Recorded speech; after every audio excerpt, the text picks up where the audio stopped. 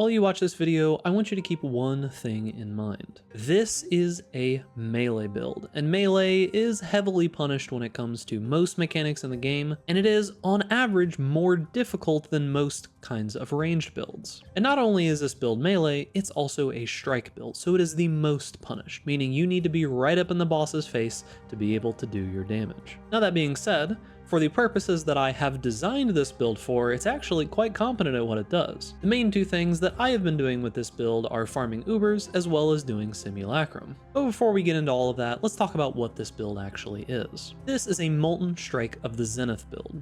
Molten Strike of the Zenith is a new transfigured gem version of Molten Strike that causes your 5th Molten Strike to have a Zenith effect. It causes it to do 8 to 10 times more damage as well as 5 additional projectiles. On top of that, when you combine that ability with Multi-Strike, the Zenith hit procs its effect on every single repeat, meaning that we're getting this boosted damage for 3 or 4 total attacks if you're using Awaken Multi-Strike. Combined with that, we are using a 2-handed energy blade. And as you can see a little bit on my character, I've kind of set him up to look as much like a Jedi as I possibly can with the MTX that I've got. So the whole idea behind Energy Blade is that we are sacrificing a portion of our energy shield to have a big, giant energy weapon. We're playing this on a Trickster, and with all these mechanics combined, we get a pretty well-rounded offensive and defensive character. However, this character is pretty specialized. Before you jump down into the PoB below and just, start building it immediately and trying to do all content in the game, understand that as a melee strike build, you're going to have some limitations. Now, can this build do all of the Ubers relatively effectively? Yes, I've killed every single Uber multiple times, and most of the time it's been deathless. However, the same may not go for you. There are a few fights that are a little bit troublesome for this build, particularly things like Uber Elder or Maven. Whenever you have long stretches of time where you're not able to attack anything, you can kind of be at a little bit of a disadvantage. However, that leads me to the bosses that this build is very, very good at, and those are ones that you can phase immediately. What I'm mainly talking about here are things like Uber Exarch and the Eater of Worlds. This build can absolutely destroy both of these bosses on Uber with essentially any modifiers in the game that you can possibly throw at it. You can just roll these fights to 80 or so % plus and just go. Now, whether or not that's profitable right now, in the long term, it is. However, in the short term, obviously, it may not be. Beyond that, I found the build had a quite easy time with Sirus. All you need to do is add Corrupting Blood immunity on any jewel, and Cortex was also pretty simple. These two fights do have skill checks, so you will need a little bit of knowledge on how they work, but if you do have that knowledge, it is relatively straightforward, and they shouldn't pose you too much of an issue. Talking about the other thing that this build is good at is the Simulacrum. Now, even on some of the less than ideal locations when it comes to Simulacrum, I was able to get at least 5 rewards on every single wave all the way up through wave 30. Now, this isn't as good as, say, like my previous Kinetic Blast build, which could probably get 6 or 7 rewards pretty consistently. However, once again, we are melee, and that limits us in our ability to kill things off screen. Although I do have to say, for a melee strike build, we've got some pretty sick AoE. Now, if you're new to the channel, make sure that you subscribe, and without further ado, let's get into it.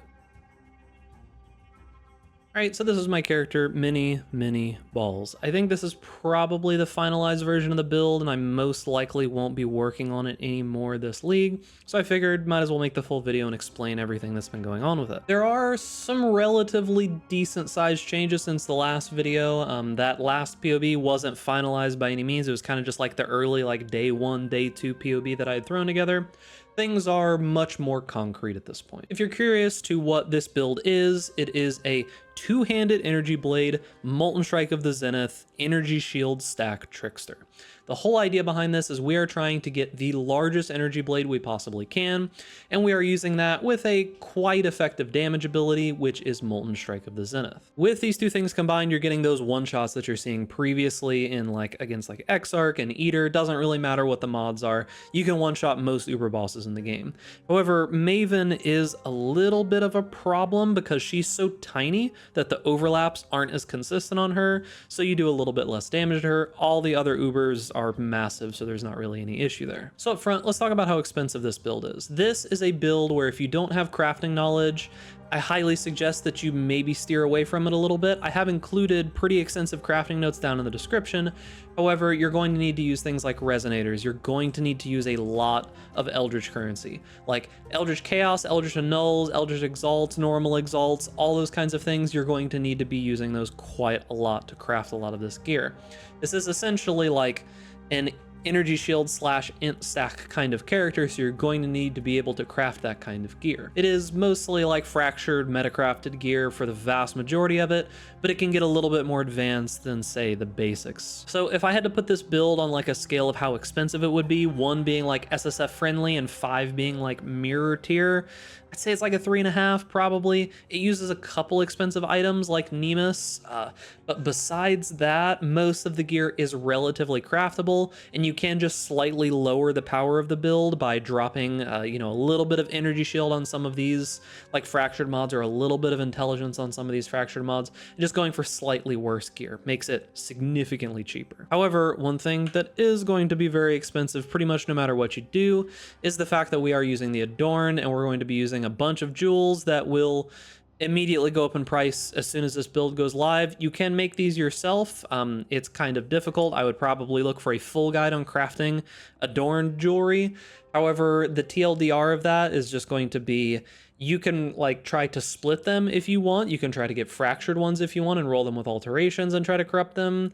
But realistically, there's no easy way. I have a graveyard somewhere of just all of the jewels that I have destroyed over the course of trying, and eventually I just started buying them. So in my opinion, probably about a 3.5 on expense. Now let's talk a little bit about how this build survives. So you can survive most things in the game.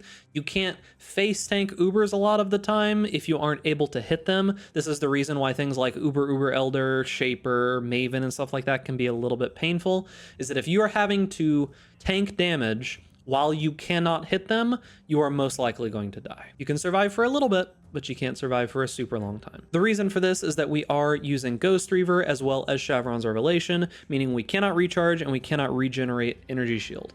At the end of the day, it just seemed best to go with this and try to not make the build be able to do everything. It kind of just watered the build down too much, and I think specializing it for like Simulacrum and a couple of the Ubers was a lot better than just making it mediocre at everything. However, let's talk defensive layers. So one big defensive layer that we've got, even though it says 89% here, is we do have 95% evasion. We are a trickster, means it's very easy to scale energy shield and evasion at the same time. So we scale a bunch of evasion. We have things like a Watcher's Eye that is going to make it wherever our Watcher's Eye is. Yeah, so we've got a Watcher's Eye here, chance to evade hits while affected by Grace. We're using things like Dread Banner, which is reducing the accuracy of nearby things. Pretty much constant 95% chance to evade. Other than that, we have 100% spell suppression, which is going to help quite a bit on bosses and things like that. We do have Fortify, that is the main mod from, if I can find it here, from our That Which Was Taken. This melee hits have a chance to fortify is the one mod that you want to go for on this. All other ones are secondary. They're going to cost you a ton of money. But we can get fortify up to 20 stacks pretty easily even on Ubers, so this is a huge defensive bonus. Other than that, we're an energy shield build, so obviously I've got like 7,000 energy shield. If you turn off energy blade, I've got like almost 11,000 energy shield. We have Ellie resist. We are immune to chaos damage because we're chaos inoculation, so poison completely immune to, any chaos degens, any chaos hits, anything like that, completely immune. On top of that, because we are chaos immune, we can take a portion of our physical damage as chaos, which essentially just removes it. And then beyond that, we do have some like physical damage taken as elemental as well to give our physical damage a little bit of a boost. Lastly, on our defensive layers, because we are a trickster, we do slow down nearby enemies by a decent amount. This makes it so that they are roughly 8% slower in general in attacking you, which at the end of the day is pretty nice. Now talking about recovery layers, this is an energy shield leech based build. We are going Ghost Reaver. And you might notice that I took some of these kind of weird leech nodes here.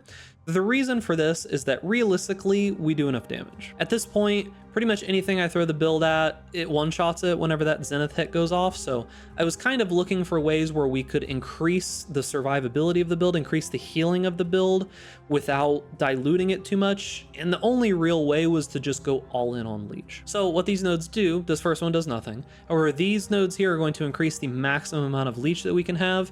This node is going to increase it significantly more. And then you might notice that on the Leech Mastery here, I've got increased maximum total life mana and energy shield recovery from Leech instead of instant. Now, when you're doing Simulacrum and stuff, instant Leech is good. I personally don't take it myself for something that I'll talk about in a moment. One big thing about increased maximum energy shield recovery per second from Leech is that this is going to apply to the full duration of the Leech. And since we are a Trickster, we have Overleech. Now, Leech is a very difficult mechanic. It's very math intensive, and there's lots of just all kinds of weird, difficult things about it. But the idea is that because we have Overleech, any instance of Leech that we create lasts up to 5 seconds. When you take a portion of your Leech and make it instant, it reduces that duration that the Leech happens over. So, since we have no other way to recover our life pool when we're not attacking, we want to have that recovery lasting as long as we possibly can. So the idea is that this amount of Leech that we get from this mastery here, this increased maximum total life mana and energy shield, is the same maximum amount as the instant Leech is. It's just the instant Leech is going to heal you more, say if you're fighting a whole bunch of enemies, right? Like it's going to make it feel better when you're fighting lots of things. So as said, in Simulacrum, you would take instant Leech if you wanted to. However, I don't take instant Leech even in Simulacrum. And the main reason for that is going to be because of a jewel. Now, as I said before, we do use Adorned, and I add in one of these gain 3 energy shield per enemy hit with your attacks whenever I do Simulacrum. This, for the most part, makes me immortal because this is getting increased, so it's like 6 or 7 energy shield per enemy attacked. So we're hitting at least 4 times with each attack. Most of the time it's like 5 or 6. And then when that big attack comes out, we're hitting like 15 times or something like that. I don't know how much it is. And that's on each repeat of multi-strike. We're hitting like 6+ times a second. And when we're doing Simulacrum and such, we like increase the amount of AoE and such that we have. So we're getting like, I don't know, an extra 1,000 or 2,000 energy shield per second just from this one jewel. It's potentially more than that. It depends on how many enemies you're hitting at one time, but it's a huge amount of healing. This alone is enough, and I don't feel that I need instant heal, but you can take it if you want to. Beyond that, because we are a Trickster, we do get some energy shield on kill. I think this is like 12 or 15% or something like that. I don't remember the number off the top of my head, but it's a bunch more damage, and we get life, energy shield, and mana on kill. As for utility, the build is immune to elemental ailments because we are using Purity of Elements. This is technically not necessary, but because we're using Adorned and because all of this gear is so difficult to craft properly, it really lowers the cost of the build substantially to just use Purity of Elements. It gives you a bunch of elemental resistances as well as immunity to all elemental ailments, meaning you can save a jewel, and you just save a bunch of suffixes on all of your gear. And beyond that, we are action speed reduction immune. Now do note that this does not make you stun immune. So if you want to be stun immune, you're probably going to have to get like cannot be stunned while leeching from a that which was taken or something like that. You do still need to take this stun threshold as based on 60% of your energy shield instead of life. Otherwise, you're going to be stunned by basically every hit that hits you. However, this node does make us immune to pretty much anything that could reduce our action speed. Now, this doesn't work on movement speed slows. So things like vines or things like hinder and such like that are all still going to work on you. However, when we use Leap Slam is based just off of your attack speed. It has nothing to do with your movement speed. So with Leap Slam, you can still move full speed because our action speed can never go over 108%, meaning that pretty much no matter what, we can move around as much as we would like. This does make you immune to things like freeze, but we're already immune to freeze. It makes you immune to things like the Uber Elder suck ability, the hands in Simulacrum, all that kind of stuff that's really super annoying. This makes you immune to it. Now, let's talk a little bit about how we do damage. So this is Molten Strike of the Zenith, and as you saw previously, it shoots out a bunch of projectiles. Now, they nerfed Molten Strike a while back, so I can't actually just like show you the projectiles without going into a map and attacking something, so I'm going to go ahead and do that real quick just for demonstration here. So let's talk a little bit about Molten Strike of the Zenith mechanics here. So one big thing is that Molten Strike of the Zenith is on the 5th attack. So if I attack once, twice, 3, 4, this next hit's going to just shoot a bunch of them, right? So you get a bunch of projectiles on the 5th hit, and it is always on the 5th hit. Now, with multi-strike, you might have noticed that every single strike from multi-strike procced the ability. Now, you can kind of game this in that if you attack something, you'll go ahead and do all the multi-strikes. However, One good thing about multi-strike is that it doesn't lock you into the attack animation. So you can attack once and just kind of move, and you're not forced to sit there and do all of the attacks of it. However, when you do get to that Zenith hit, it'll still do all of the projectiles. Now, another thing is that I have been messing around with Vol Molten Strike. However, I personally think that Vol Molten Strike is just kind of bad. Even with maximum reduction that I can get of projectile speed, you can see how it works. It'll maybe hit the same target 4 times with all of the balls, but this isn't the Zenith version of it, so we're not getting all of that extra damage. Realistically, I only really use this in the early waves of Simulacrum just to kind of clear most of the screen a little bit easier. That's basically all it's really worth. I wouldn't suggest going for it at all, but I did want to test it, so I at least would know, and it turns out it's kind of bad. Now beyond that, you might notice that the projectiles are kind of bouncing in place. This is because of Nemus. So the whole idea here is that with these projectiles, they are going to hit, they're going to like go out, hit the ground, and then they're going to come back into that main spot there. This essentially just doubles our damage. Nemus is super powerful. You use it pretty much no matter what. The projectiles are fired in random directions. Molten Strike already does that, so it doesn't really do anything. This is just really, really strong. Just a 2x damage multiplier on all of our damage. Other than that, the quality of Molten Strike, if you can even see it, I'm not 100% certain you can. Okay, there, yeah, it's there in the middle. Every 5th attack, projectiles deal 480% more damage with hits and ailments because of quality. That's a lot of more damage because of quality. So we end up using Ashes of the Stars. Coincidentally, this does increase like our energy blade and a couple other good things. It's just overall the best amulet, I feel. I checked this against a like perfect int-stack simplex amulet, and this was better, so I'm pretty sure it's the best amulet. There might be some weird archaic knowledge that somebody has out there that's a better amulet, but as far as I could tell, this is the best amulet. As high quality as you can get, nothing else really matters. And then of course, this is a crit build, so we are using Assassin's Mark. We do get up to 100% crit chance with this ability. Makes it pretty consistent for killing like Ubers and such. Now, a question that might come up is how do we deal with mana? So you have 2 options realistically. Most of the time you're gonna be using Shavron's Revelation and 40 mana regen per second, plus any little extra bit that you get from just having a ton of mana. For me, this is more than enough. Even when I'm using like Headhunter in a Simulacrum and I've got like infinite attack speed, this is enough. However, if you really feel like you absolutely cannot sustain your mana, you can take like 2 points here. You could go for Clever Thief. The attack damage leeched as life will transform into Energy Shield because of our Ghost Reaver, and then you can take a Leech Mastery here. For 3 points, it's not too bad. You could drop some damage if you wanted to. I don't feel that it's necessary though. So a quick aside about leveling here. Don't level as this build. I tried it. I tried a couple different methods for it. It sucked. It was not good by any means. Level some other build, whatever shadow build you want to level, transition into this one later. If there's no good way of leveling this, you can try. You can just grab a random 6-link whatever white sword and level with that for a little bit and then just go Energy Blade immediately, but it's going to be painful. It's painful for me, but do you if that's what you want to do. All right, so now we got to jump into the PoB and we have to do some math. You can skip this little section here talking about how we math out the Molten Strike projectiles because it's pretty in-depth and it's probably going to go over most of your heads. But by all means, you can watch it if you want. Otherwise, the next information will come in this section immediately afterwards. So if you go into the notes, you're going to get this giant section here talking about how to calculate your damage. And this is realistically what we're going to be talking about here. Now, if you go into any of the PoBs, there's going to be 3 of them. This is going to be the same in all of them. You can go into here and you can get this calculation down here, which is projectiles times multi-strike hits plus overlaps times average damage equals zenith hit damage. Now, this might seem relatively straightforward. However, there's one relatively difficult step here, and that is going to be this calculator here. So the thing about Molten Strike in general is that Molten Strike is not always going to hit with all of its initial projectiles. With the way that the build is set up, all of the returning projectiles should hit pretty much no matter what you do.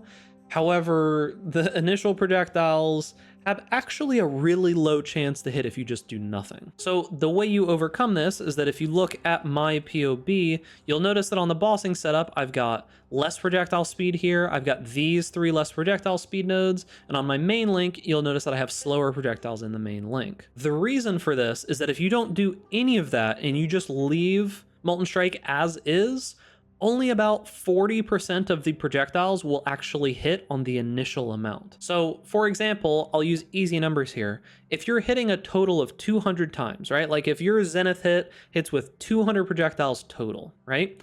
The last half are all gonna hit. The last 100 where they return, those will all hit.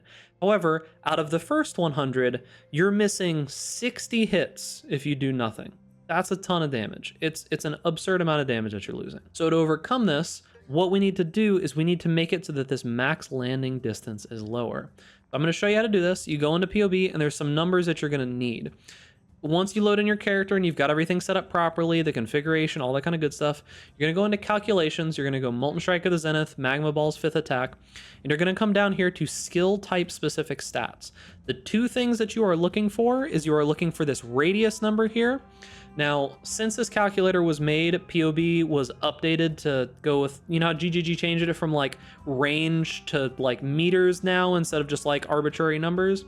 0.9 here is the same exact as 9 on the calculator, so you can just leave this as is. You don't really need to worry too much about it. However, this number that we're looking for down here, the tertiary radius, is 13. So if we go back into here and we change this to 13 and we update the calculator, you'll notice we're at like 81.8% now, right? So we started at 39.1. So we changed this to 13 and we're at 81.1. Now this is for like Maven size enemies. Realistically, most Uber bosses are going to be here on 3 this bigger things. So we're going to be hitting like 90.9% of our balls. If we go back to what it was like 26 or something like that, 41%. Like it's pretty bad how many, 43.5% is what you hit normally on larger targets. So you are losing like 30% overall damage for just a couple of points on the tree essentially. That is how you get this overlaps number here in the calculation. So the amount of projectiles that you're going to be firing, it's going to heavily depend on what your setup is. But like here, our projectile count is 15. So we would be taking, if we go here into notes, it's 15 times multi-strike hits, which in this setup of the PoB, we're using normal multi-strike instead of awakened. So it would be 3.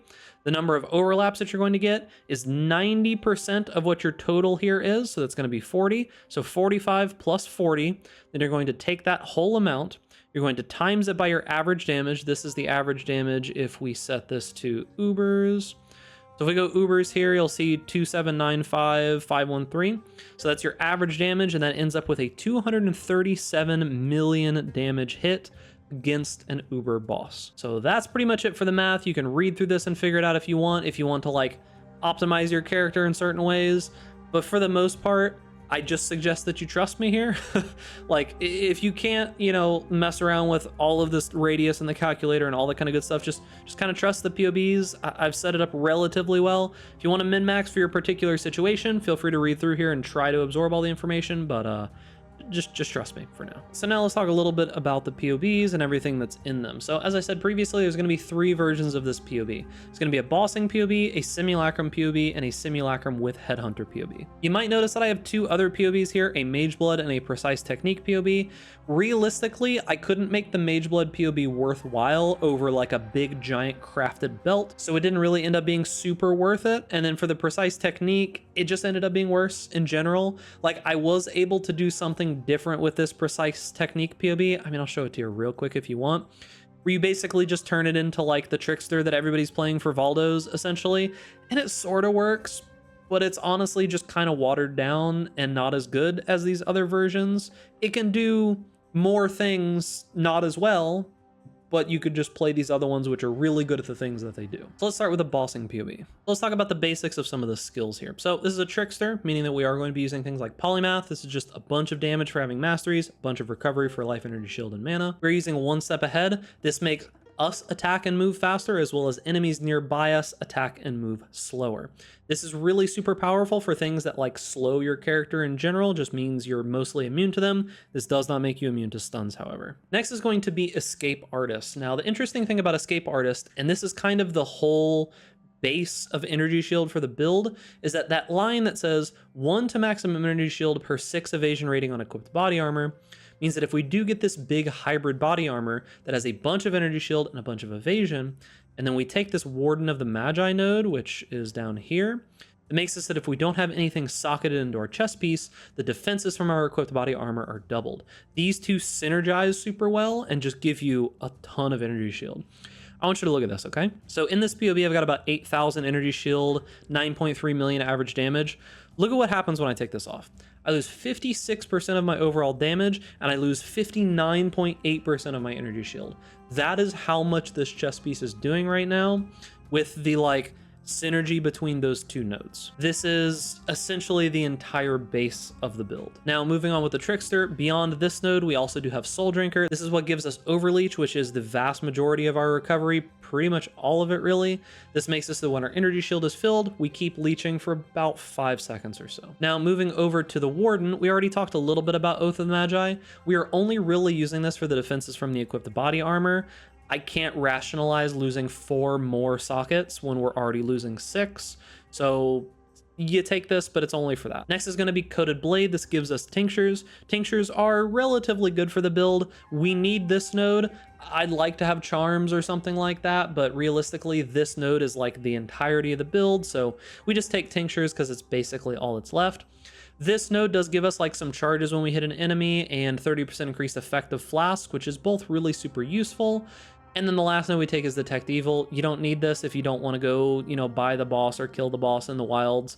You don't need this, but it's nice. We'll talk more about Tinctures when we're talking about our gear and our Flasks. Now, quickly going through our abilities, Molten Strike of the Zenith is our main ability. We use Multi-Strike with it. You can use Awaken Multi-Strike if you want. That's what I'm using in all of the videos. This is very expensive, but realistically, you don't need it. If you are just straight attacking, realistically, you'll probably be able to get off 2 Zeniths with a normal multi-strike way faster than you can get it with an Awakened multi-strike. So it's not super necessary, but I just like the big giant explosion. You can use either. If you have the money, go for Awakened though. Awakened elemental damage with attacks. This makes us reflect immune, which is pretty good. Just a bunch of damage otherwise. Awakened lightning pin, probably one of the best damage gems that we can get. Volatility, right up there with it. Just a ton of damage. We're doing lightning damage, which volatility is really good for. Slower projectiles is only really going to be good in the bossing version of the build. We use a different set of gems when we go over into the clearing version of the build, which I'll talk about in a little bit. For our auras, we're going to use Blood and Sand, Grace, Purity of Elements, and Precision. Blood and Sand, we are a melee AoE ability. This gives us a ton of damage. It's like 14% damage for a 10% aura. That's pretty good. We need evasion, so we're going to be Grace. We need resistances as well as elemental immunity, so we have Purity of Elements. Precision allows us to cap our hit chance as well as gives us a little bit of crit. Level this up just enough to where you can still cast all of your abilities. It'll tell you down here on the left in PoB. We do have Assassin's Mark with Mark on Hit. These days with this ability, turning off Mark on Hit actually doesn't do that much. It's like 2.2% damage and that's it. So I just leave Mark on Hit in all the time. We do have this linked with Enhance because it's pretty nice. And Energy Blade does scale extremely well with Enhance as well. So we have these put together, meaning this goes from like 50% less maximum energy shield down to 31, which is pretty good. In our last set, we've got Dread Banner here. This is to reduce the accuracy of nearby enemies. Faster attacks, leap slam, so we can move around. We need some kind of movement speed. Ancestral Protector is basically all of the attack speed of the build for the most part. Gives us a ton. Next thing is we're going to talk about the gear. Now, there are crafting notes for pretty much any piece of gear that is crafted in here. You can find those underneath the gear in each of the gear portion sections. It'll tell you the base that you need for it, how to craft it, and how to finish it. So for pretty much everything, it's all in there. But we'll talk about the pieces of gear and why I use them. For a weapon, this gets replaced with the Energy Blade, so just get any 6-link, 6-white, 2-handed sword. Doesn't matter what it is, can be unique, can be white, can be yellow, can be blue. Really doesn't matter, just get one. Our helmet is just going to be stacking a bunch of intelligence energy shield. We do get some physical damage from hits taken as like fire and chaos damage, which is pretty useful, as well as reducing the mana cost of our attacks. Makes it a little bit easier to sustain our mana. You'll also want to get resistances here if you can. Chest piece, this is what's going to be the biggest portion of your build, so I do suggest spending a decent amount on making sure that this is good. When you get into the crafting of all of this, when it comes into the notes of using like fossils and such, it is all explained in the notes.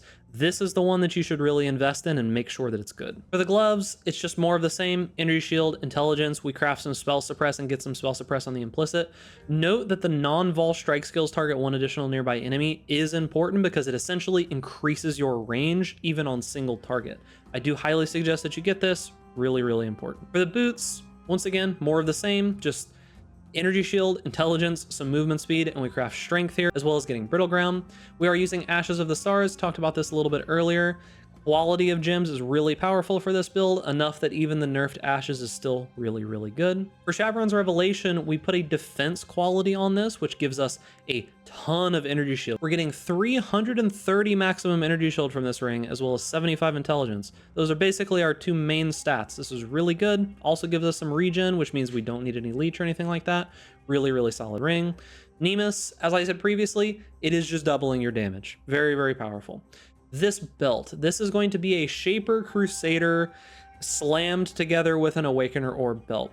You roll 2 belts, one with increased maximum energy shield, one with energy shield from equipped body armor. You slam them together. Hopefully the suffixes are open, and then you multi-mod them. That's pretty much it. It's all in the notes. Now let's talk about Flasks. So I have foregone movement speed completely because we're mainly going to be moving with Leap Slam. So we're not using a Quicksilver Flask. We're using a Diamond Flask as well as a Silver Flask. We need crit. We need attack speed. And then we've got Bottled Faith and Dying Sun. And these are both directly next to our Tincture, which I'll talk about here in a second. So the idea is that we're getting as much quality out of these two as we can because they are so powerful. You'll notice down below it says Tincture 30% increased effect. That's from the Warden that we talked about earlier. And then on the bossing PoB, you'll notice at the top it says 70% increased effect, as well as on Dying Sun it says 70% increased effect. You basically just slam all of your flasks right before you kill the boss. This is the best way to go about it. It's going to give you a ton of damage, a ton of crit chance, a ton of everything. And notably, with Dying Sun, if you can get exactly 100% increased effect, this is going to give you 4 projectiles instead of 2. So you're going to need to roll that implicit to be exactly 70. That plus the effect from the Warden will make this fire 4 additional projectiles during Flask effect, meaning you're just going to do a ton of damage. Let's talk about the Tincture here. Tinctures are not that super useful, but we kind of just have to find one that is the best. You're not always going to be hit, but when it says weapon attacks fire 2 additional projectiles, if you've been hit recently, it doesn't say hit with attacks, it just says hit. So even though we are evading most attacks, we're getting hit by every spell. So most of the time, whenever it does matter, like in Simulacrum and stuff like this, this is up. Get whatever other prefix you can, but for the most part, you're just trying to get those +2. It's pretty much all that matters. Now, talking about our jewels, we've got that which was taken. The only thing that matters on this is the Fortify. If you can get other useful mods like spell suppression or such, you can modify your tree a little bit, but realistically all you need is Fortify. We are using a Watcher's Eye. You need the chance to evade attacks while affected by Grace. Get anything else that's positive for the build that you possibly can. Physical damage from hits taken as whatever from Purity of Elements is probably one of the best second effects, and you might have one of these from a previous character, so that's what I would say you should do. There is a Thread of Hope that we use in this particular spot. It's extremely powerful, and if you can get some more spell suppression, you can drop some of these nodes and take like this node here, which is really super strong, 7.4% damage. However, this Thread of Hope is just really, really super solid here. An additional projectile, which is going to be a huge amount of damage, some suppression, which is super useful, one with nature, which is a bunch of crit, bunch of LE damage, a bunch of resistances, super powerful for the build, and then of course Primeval Force if you can get another point. We have a Lethal Pride. Initially, I was trying to do some shenanigans with Strength of Blood on this build. However, the problem is that when you are CI because of a rounding issue, even if you can get Overleach to your life as well as Overleach to your energy shield, you can never effectively use Strength of Blood.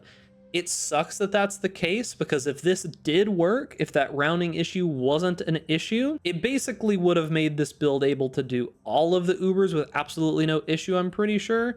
Because you would take this, and then you would take Vol Pact, and you would take a whole bunch of stuff, and you would essentially have just a ton of physical damage reduction. Unfortunately, it doesn't work. That was one of my initial ideas for the build, but because of rounding and because of math, it doesn't work. However, Lethal Pride ended up still being really useful. It gives us a bunch of strength, which we need, and we're looking for chance to deal double damage, as well as one node that says 10% chance to intimidate enemies for 4 seconds on hit. You mainly just need this. Get as much double damage or strength as you can elsewhere. Doesn't have to be this exact one. And last is going to be Adorned. Now, you need 125% plus is going to be the most effective version of this. You can go for 134% if you want for like extra energy shield on hit, like I said before, but it's not super useful, I feel. It gets you 1 energy shield on hit per jewel. But the whole idea is that with Adorned, we are able to use these kind of jewels that just give us a ton of energy shield, a ton of resistances, a ton of crit multi, a ton of like energy shield on hit, strength and intelligence, all those kinds of good things. So Adorned is super powerful. If you for some reason just have like one passive voices sitting around, you can ignore these clusters and just put more of these in if you want to. However, not all of us are made of mirrors. So for the rest of us, we're going to be using these clusters like this. Now you can do this on pretty much any base. If you don't have a lot of money, you can actually get claw and dagger bases and just accept that this node is going to do nothing for you. Get martial prowess, feed the fury and calamitous, or even fuel the fight if you want to. Just make sure that these two are in the front. And then put all your jewels in here. We use 3 cluster jewels on this build. It's all pretty much the same. I've put in like an expensive cluster as well as a cheap cluster in here if you want to get the cheap one. And that's going to be pretty much it for the gear. So let's quickly talk about the changes between the intended version of the build, which is the bossing one, and the differences on Simulacrum. I changed a little bit of the tree for the normal Simulacrum one. You might notice that we have a inspired learning here with corrupting blood.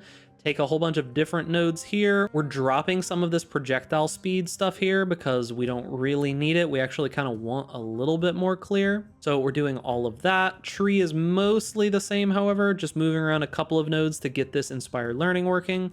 Beyond that though, on our Molten Strike, we're using Awakened Increased Area of Effect as well as Ancestral Call.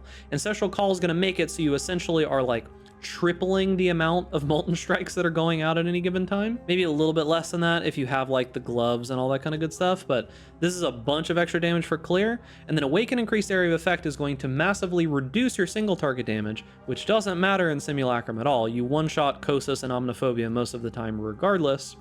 But this is going to massively increase the overlap of damage on all of those enemies, giving you like the big screen-wide clear that you saw in the beginning of the video. Other than that, when it comes to the gear, basically the only real change is going to be that I'm using Aureus End.